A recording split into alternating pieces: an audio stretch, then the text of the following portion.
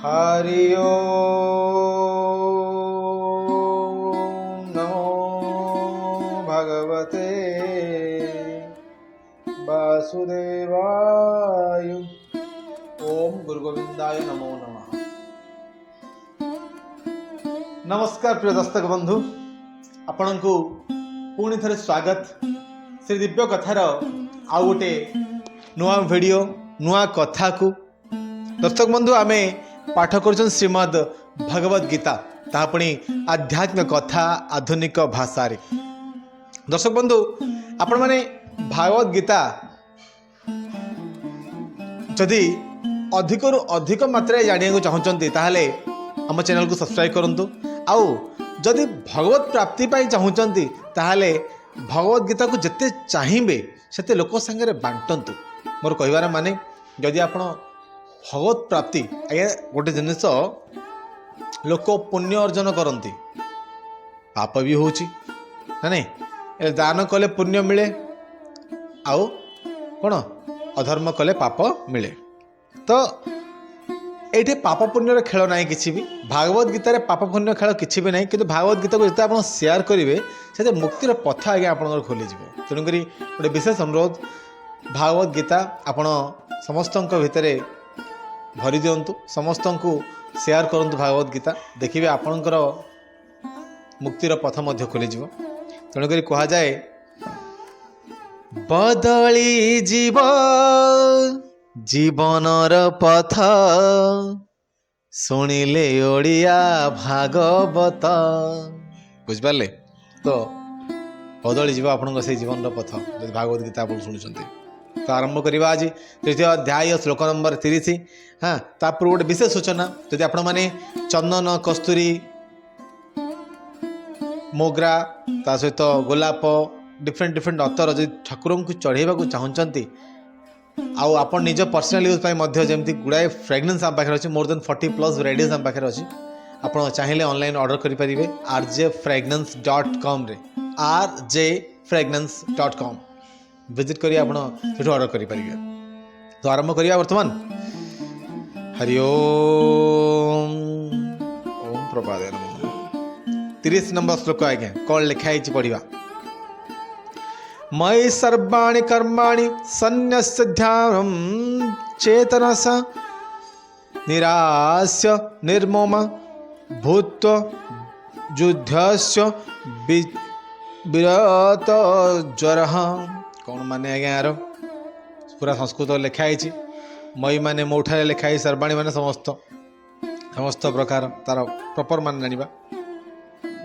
भगवान कहउचंती कौन, हे अर्जुन तुमर समस्त कर्म मते समर्पण करी तुमर मन मोठारे स्थिर करी कौन सी फल कामना न रखी एवं मिथ्या अहंकार मिथ्या अहंकार ओ आलस्यहीन होई युद्ध कर।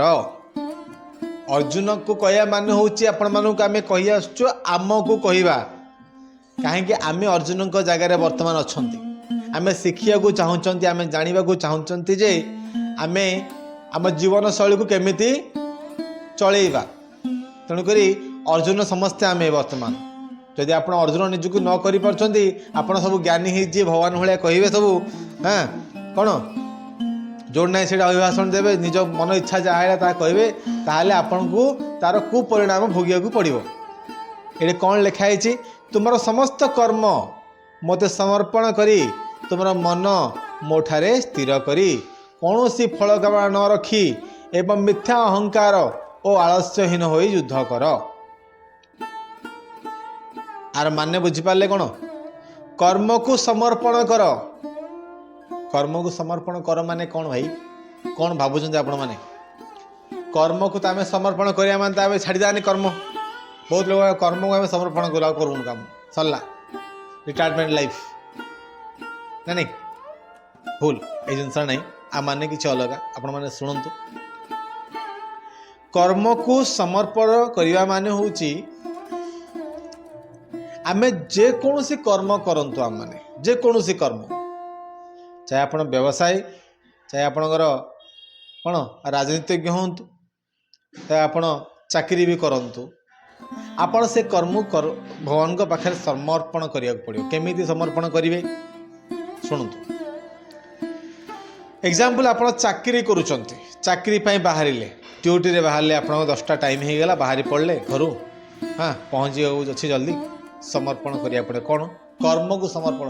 ଚାକିରି ବାହାରିବାଟା କର୍ମ ନାହିଁ। ଯେଉଁ ଚାକିରି ଭିତରେ ଯେଉଁ ସମୟ ଅବଧି ଭିତରେ ଆପଣ ଯେଉଁ କାମ କରୁଛନ୍ତି ତାକୁ ସମର୍ପଣ କୁହାଯିବ। କାମ ତାକୁ ସମର୍ପଣ କରିବାକୁ ପଡ଼ିବ। ଯେମିତି ଯଦି ଆପଣ ଜଣେ ଲେଖକ, ତାହେଲେ ମାତା ସରସ୍ୱତୀଙ୍କୁ ପ୍ରଥମେ ସମର୍ପଣ କରିବାକୁ ପଡ଼େ, କାହିଁକିନା ସେ କଣ୍ଠରେ ବସିଲେ ଆପଣ ଯାହା ଆସିବ ଲେଖିବେ ନା ନାଇଁ। ଯଦି ଆପଣ ଜଣେ ବଢ଼େଇ, ତାହେଲେ ଆପଣ ବିଶ୍ୱକର୍ମାଙ୍କୁ ପୂଜା କରିବାକୁ ପଡ଼ିବ, ତାଙ୍କୁ ସମର୍ପଣ କରିବାକୁ ପଡ଼ିବ। ଆଉ ସବୁ ଜିନିଷ ପ୍ରଭୁଙ୍କ ପାଖରେ ଅଛି। ଆପଣ ନିଜେ ପ୍ରଭୁଙ୍କ ପାଖରେ ସରେଣ୍ଡର କଲେ ଯେ ଭଗବାନ ତମେ ଯେଉଁ ରାସ୍ତା ଦେଖେଇବ ସେ ରାସ୍ତା ମୋ ପାଇଁ ସର୍ବୋତ୍ତମ ରାସ୍ତା ହେବ, ସେ ରାସ୍ତା ମୋ ପାଇଁ ସବୁଠୁ ବଢ଼ିଆ ରାସ୍ତା ହେବ। ତେଣୁକରି ମୁଁ ମୋର କର୍ତ୍ତବ୍ୟକୁ ସମର୍ପଣ କରୁଛି। କେମିତି କରୁଛି ନା କୌଣସି ଫଳ କାମନା ନ ରଖି ଆଜି ମୁଁ ଦିନ ସାରା କାମ କରିବି। ଦୋକାନଟା ଖୋଲିଲି ବସିଲି, ମୋ କାମ ହେଉଛି ମୁଁ ଦୋକାନଟା ଖୋଲିଲି ବସିଲି, ଗ୍ରାହକ ଆସିଲେ ଭଲସେ ତାଙ୍କୁ ପ୍ରେଜେଣ୍ଟ କରିବି ମୋର ପ୍ରଡକ୍ଟସକୁ। ଏଇଟା ହେଉଛି ମୋର କର୍ମ ଆଉ କର୍ତ୍ତବ୍ୟ। ବୁଝିପାରିଲେ? ଫଳ ଆଶା ରଖିବା ଦରକାର ନାହିଁ, କାହିଁକିନା ଯାହା ଭଗବାନ ପଠେଇବେ ଅଟୋମେଟିକ୍ ତାହା ଆପଣଙ୍କ ଲାଇଫ୍ରେ। ଯଦି ଆପଣଙ୍କର ଲାଇଫ୍ରେ କିଛି ହେଉଛି ତାହେଲେ ଭଗବାନଙ୍କ ନେତୃତ୍ୱରେ ହିଁ ହେଉଛି, ଏଇଟା ମନେ ରଖିଥାନ୍ତୁ। ଭଗବାନ ନ ଚାହିଁଲେ ଏସବୁ ଜିନିଷ ପସିବିଲିଟି ନାହିଁ। ତେଣୁକରି ମୋର ପ୍ରିୟ ଭାଇ ଭଉଣୀମାନେ, ଆପଣ ଟିକେ ମନେ ରଖିଥାନ୍ତୁ, ଯଦି ଆପଣ ଜୀବନରେ ଯାହା ବି କର୍ମ କରୁଛନ୍ତି ସମର୍ପଣ କରିଦେଲେ କ'ଣ ହେବ, କର୍ମଟା ବହୁତ ଆସାନ ହେଇଯିବ, ମାନେ ସହଜ ହେଇଯିବ। ଆପଣମାନେ ପାଠ ପଢ଼ୁଛନ୍ତି, ଭଗବାନଙ୍କୁ ନିଜକୁ ସମର୍ପଣ କରିଦିଅନ୍ତୁ। ଯଦି ଆପଣ ମାନେ ଷ୍ଟୁଡେଣ୍ଟ ବା ଛାତ୍ର, ତାହେଲେ ଆପଣ କେମିତି କହିବେ ସମର୍ପଣ? ଆପଣ ଯାଇ କ'ଣ ବହି ଛାଡ଼ିଦେବେ, ଖାଲି କହିବେ ନାହିଁ ଭଗବାନଙ୍କୁ ମୁଁ ତୁମକୁ ସମର୍ପଣ କଲି, ମୋତେ ପରୀକ୍ଷାରେ ପାସ୍ କରିଦିଅ? ନାହିଁ, ଯୁଦ୍ଧ କର ବୋଲି ଏଠି କୁହାଯାଇଛି। ପାଠ, ଗୋଟେ ଛାତ୍ର ଜୀବନର ମୁଖ୍ୟ କାମ ହେଲା ପାଠ ପଢ଼ିବା। ରେଜଲ୍ଟ ଆସିବ କ'ଣ ଭଲ ମନ୍ଦ, ସେ ଡିପେଣ୍ଡ ଅପନ୍ ଗଡ୍, ଭଗବାନ ଉପରେ ସେଟା ଡିପେଣ୍ଡ। ଯଦି ଆମେ ଛାତ୍ର ଜୀବନରେ ପାଠ ପଢ଼ିବାନି, ଭଗବାନଙ୍କୁ ସମର୍ପଣ କରିଦେଲେ କହି ଆମେ ବାସ୍ ଘରେ ଖାଲି ବହିବା ଶୋଇବା ଟିଭି ଦେଖିବା ହେଲେ କହିଲେ କ'ଣ ହେବ? କିଛି ହେବନି। ଆପଣ ପାଠ ପଢ଼ିବାକୁ ବାଧ୍ୟ, କିନ୍ତୁ ଫଳ ମାନେ ରେଜଲ୍ଟ କ'ଣ ନା ଅଟୋମେଟିକ୍ ରେଜଲ୍ଟ ସମୟ ଆସିଲେ ମିଳିଯିବ। ବୁଝିପାରିଲେ? ଆଗକୁ ପଢ଼ିବା କ'ଣ ଲେଖା ହେଇଛି, ଆର ଭାବାର୍ଥ। ଭାଗବତ ଗୀତାର ଉଦ୍ଦେଶ୍ୟ କ'ଣ ଏହି ଶ୍ଲୋକରେ ପରିଷ୍କାର ଭାବରେ କୁହାଯାଇଛି। ବଢ଼ିଆ ଜିନିଷ କୁହାଯାଇଛି।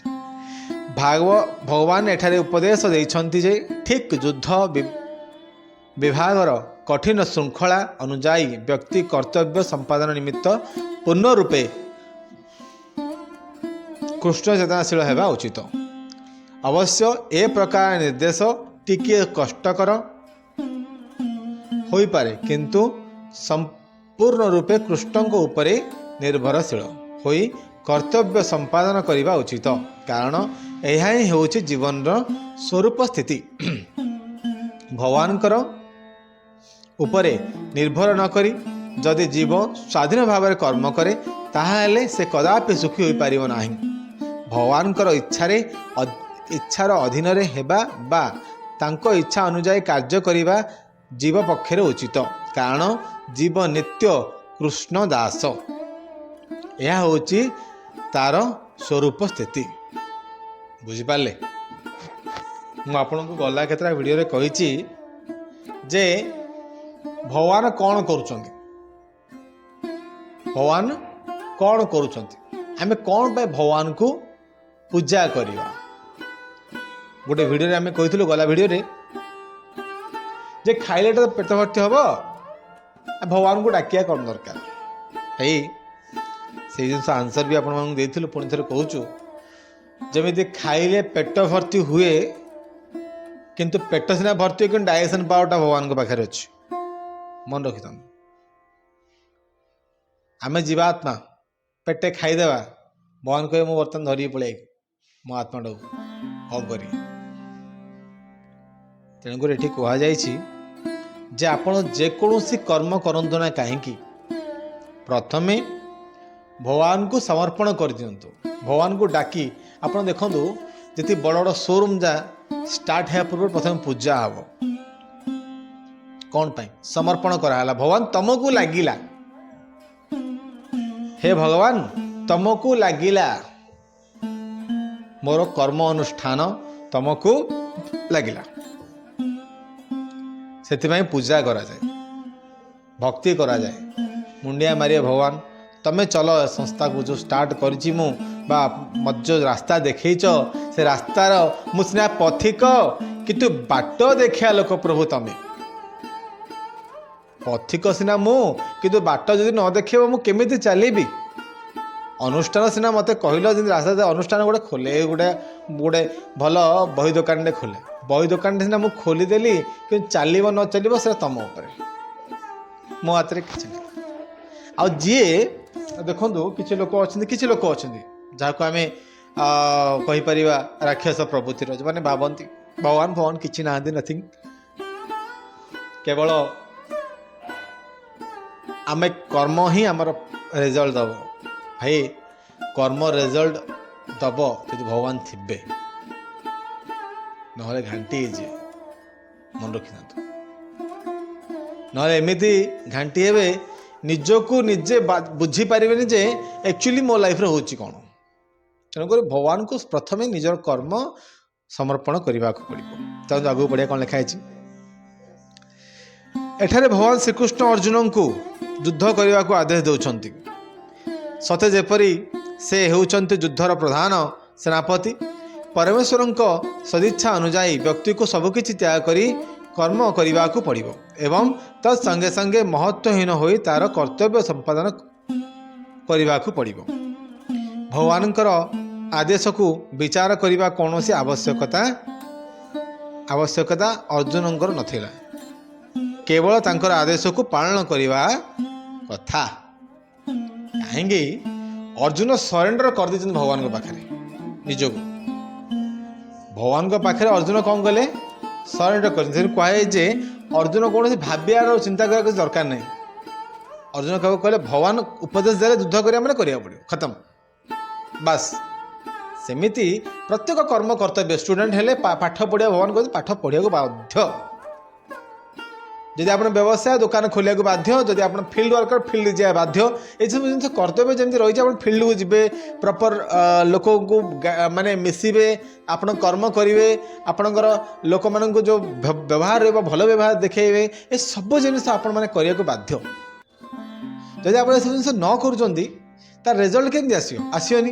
ଆଚ୍ଛା କଲେ କ'ଣ ରେଜଲ୍ଟ ଆସିବ କି? କଲେ ରେଜଲ୍ଟ ମଧ୍ୟ ଆସିବନି ଯଦି ଆପଣ ଭଗବାନଙ୍କୁ ସେ ଜିନିଷ ସମର୍ପଣ କରିନାହାନ୍ତି। ତେଣୁକରି ବହୁତ ଇମ୍ପୋର୍ଟାଣ୍ଟ ହେଉଛି ଆପଣ ନିଜର କର୍ମ କର୍ତ୍ତବ୍ୟକୁ ଭଗବାନଙ୍କୁ ସବମିଟ୍ କରିବାଟା, ସମର୍ପଣ କରିବାଟା, ବୁଝିପାରିଲେ? ତେଣୁକରି ପ୍ରତ୍ୟେକ ଜୀବର ଆମେ ତ ମଣିଷ, ସମସ୍ତେ ସବୁଠୁ ଚାଲାକ ମଣିଷ। ଜଣେ ଜ୍ଞାନୀ କଥା, ଜଣେ ପଣ୍ଡିତ କଥା କହିବା, ସେ ତାଙ୍କର କାମ ହେଉଛି ପାଣ୍ଡିତ୍ୟ କରିବା, ଲୋକଙ୍କର ପୂଜା ପଦ୍ଧତିକୁ କରିବା, ଭଗବାନ ହୋମ ଯଜ୍ଞ କରିବା, ଭଗବାନଙ୍କୁ ଡାକିବା, ଭଗବାନଙ୍କୁ ଖୁସି କରିବା ପାଇଁ ଯାହା ସବୁ ବିଧି ରହିଛି ସେସବୁ ଜିନିଷ କରିବା ତାଙ୍କ କାମ। ସେ କହିছে ନା ଏସବୁ ଜିନିଷ କିଛି ଦରକାର ନାହିଁ, ଆଉ କ'ଣ ଅଛି, ଆମେ ବ୍ରାହ୍ମଣ ଆମକୁ ଦେଇଦେଲେ ହେଇଯିବ, ହେବନି। ବ୍ରାହ୍ମଣ ଗୋଟେ ମାଧ୍ୟମ ଭଗବାନଙ୍କ ପାଖରେ ପହଞ୍ଚିବା ପାଇଁ। ବ୍ରାହ୍ମଣ କେବଳ ଗୋଟିଏ ମାଧ୍ୟମ ଭଗବାନ ପାଖରେ ପହଞ୍ଚିବା ପାଇଁ। ତେଣୁକରି ବ୍ରାହ୍ମଣଙ୍କ ଯିଏ ଯାହା କାମ କରିବାକୁ ପଡ଼ିବ, କାମ ନ କଲେ ଭଗବାନ ପାଖରେ ଆମେ ପହଞ୍ଚି ପାରିବାନି। ବିଧି ହିସାବରେ କାମ କରିବାକୁ ପଡ଼ିବ, ନାଇଁ କି? ଭଗବାନ ହେଉଛନ୍ତି ସମସ୍ତ ଜୀବାତ୍ମାଙ୍କର ପରମାତ୍ମା। ତେଣୁ ଯିଏ କୌଣସି ପ୍ରକାର ବ୍ୟକ୍ତିଗତ ଭଲ ମନ୍ଦ ବିଚାର ନ କରି ସମ୍ପୂର୍ଣ୍ଣ ରୂପେ ଭଗବାନଙ୍କର ଉପରେ ନିର୍ଭର କରେ କିମ୍ବା ଅନ୍ୟ କଥାରେ ଯେ ସମ୍ପୂର୍ଣ୍ଣ ରୂପେ କୃଷ୍ଣ ଚେତନାଶୀଳ ଅଟେ, ତାକୁ ଆଧ୍ୟାତ୍ମିକ ଚେତସା କୁହାଯାଏ। କିଛି ଦରକାର ନାହିଁ, କିଛି ଭାବିବା ଦରକାର ନାହିଁ। ଭଗବାନଙ୍କ ଯାହା କରନ୍ତି ପ୍ରାଣୀର ମଙ୍ଗଳ ପାଇଁ। ଭଗବାନ ଯାହା କରନ୍ତି ପ୍ରାଣୀର ମଙ୍ଗଳ ପାଇଁ। କେମିତି ଜାଣିବେ? ଏଇଟା ଆଜ୍ଞା, କିଛି ନାହିଁ, ଆଉ କିଛି ଭାବ ନାହିଁ। कहले कर।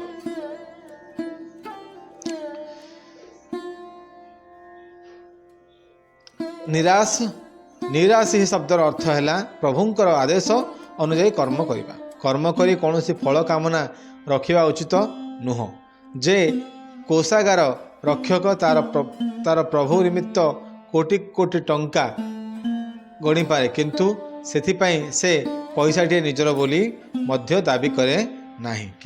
ठीक सेहीपरि व्यक्ति यह उपलब्धि करने उचित जे ए पृथ्वी रे किछि तार नुह, सबू भगवान कर। गोटे बढ़िया एग्जांपल दिया कोषागार माने कैशियर, बैंक रो कैशियर कोटि कोटा गणी रखुच कि टंकाटे तार हो पारे ताको काम दिखाई कौन ड्यूटी दिया खाली गणी पार बुझिपारे। सेमिति कोटि कोटा जमी सी नहीं पारे सेमती आम धरा संसार किसी नहीं पारे। आमको ड्यूटी दिखाई आम कौन करिया ना कौन केवल भगवत प्राप्ति दौड़ा, केवल भगवत प्राप्ति दौड़ी आ किसी नहीं। तेणुक मोर प्रिय श्रद्धालु भाई भौणी मैंने आपण मैंने आपन को जो जेकोसी ड्यूटी मिली जेकोसी तत्परता सहित मन को आनंद करी से ड्यूटी को बहुत बढ़िया करते, देखिए आपन जीवन निश्चित भाव सुधरी जा बदली जा आगू पढ़ा।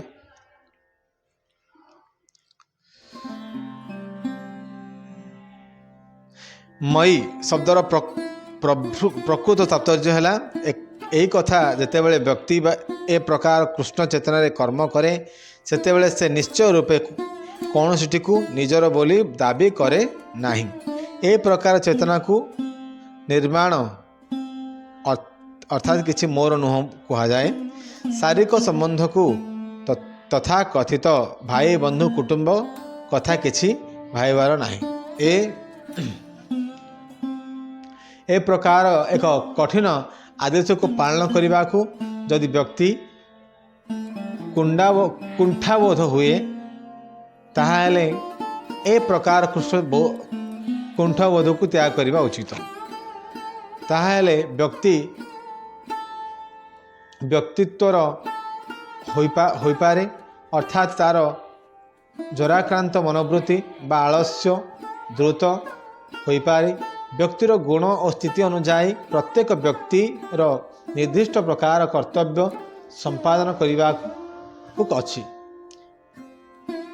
एवं से समस्त कर्तव्य पूर्व वर्णना अनुजाई कृष्ण चेतना रे संपादन हेबा उचित। एठारे व्यक्ति मुक्ति पथरे अग्रगति करि पारिबो। आपण माने जहाँ भी करूछंती भगवान को तो समर्पण करिवे, किंतु आपण जहाँ करूछंती मन रखि थांदो। एटा सिंपल गोटे लाइनिंग रे कहबे, एते जिंस पढ़िली किंतु गोटे लाइनिंग रे कहबी जे आपण कौन करिया पय इलिजिबल सेटा आगुरु भगवान लेखि रखि दिछन। आपण चाहिए ताडू किसी एपट सेपट कले ता कुपरिणाम आपण को भोग्य को पड़ो। जो आप मन इच्छा करें कहे ना कर मन इच्छा कले ता कुपरिणाम भोगे निश्चित भाव। जदि भगवान को इच्छा रे कले ताहले तार सुपरिणाम आप भोगे। यह श्लोक नंबर 30। केमिति लागिला टिके कमेंट माध्यम जनइबे, कौन शिखिले सारमर्म कौन थिला आपण मैंने निश्चित जानी पार्थिबे। तो कमेंट माध्यम जनातु। आ पर्यंत वीडियो टी देखि बहुत बहुत धन्यवाद। आपण मैंने आमर ये वीडियो को टिके लाइक करेंगे एंड समस्त को शेयर मध्य करेंगे। रोचु आज केवल एतिकी। हरे कृष्ण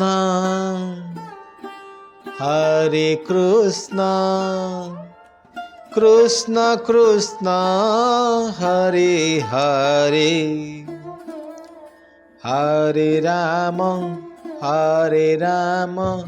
राम राम हरे हरे हरे कृष्ण कृष्ण कृष्ण हरे हरे हरे राम राम राम हरे हरे। हरे कृष्ण कृष्ण कृष्ण हरे हरे, हरे राम राम राम हरे हरे। राधे कृष्ण कृष्ण कृष्ण राधे राधे, राधे श्याम श्याम श्याम राधे राधे। हरे कृष्ण कृष्ण हरे हरे, हरे राम राम हरे हरे। बोलो जय श्री राधे श्याम। हरि ओम।